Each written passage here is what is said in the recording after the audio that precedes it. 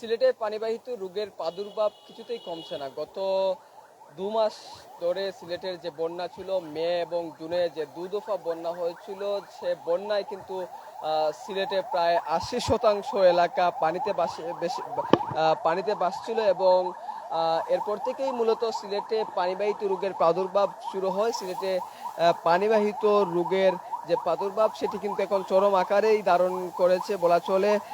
স্বাস্থ্য অধিদপ্তর সিলেট বিভাগীয় কার্যালয় যেমনটি জানিয়েছে যে যে পানিবাহিত রোগের আক্রান্তের সংখ্যা প্রায় 24,000 ছাড়িয়েছে এবং যেটি বলছিলাম, গত মে এবং জুন মাসে সিলেটে 2 দফার বন্যার কবলে পড়েছিল এবং বিশেষ করে যে দ্বিতীয় দফার বন্যা হয়েছিল সেটি স্মরণকালের সবচেয়ে ভয়াবহ বন্যা ছিল এবং এই বন্যায় প্রায় সিলেটের 80 ভাগ এলাকা পানিতে ভাসিয়ে দিয়েছিল। বন্যার দূষণ এবং বিষাক্ত পানি থেকে এই পানিবাহিত রোগ ছড়িয়েছে এবং বন্যার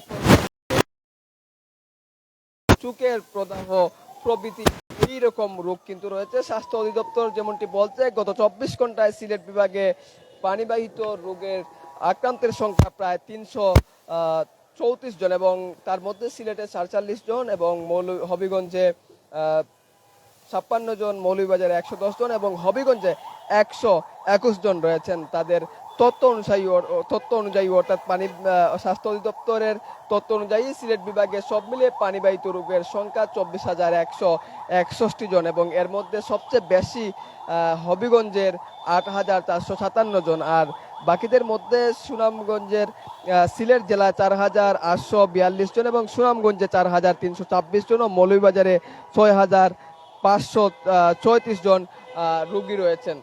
যেমনটি বলছিলাম যে সিলেটের পানিবাহিত রোগের যে প্রাদুর্ভাব যেটি বাড়ছে, ডায়রিয়া সহ যেসব রোগবালাই রয়েছে সেই রোগবালাই কিন্তু ক্রমেই বাড়ছে এবং স্মরণকালের যে দ্বিতীয় দফায় যে বন্যা হয়েছিল, বিশেষ করে জুনের যে বন্যা হয়েছিল, সেই বন্যায় কিন্তু সিলেটের সবকটি এলাকা এবং প্রায় 80% এলাকা ডুবে যাওয়ার কারণে কিন্তু পানিবাহিত রোগের প্রাদুর্ভাব তখন থেকেই কিন্তু বাড়তে থাকে। স্বাস্থ্য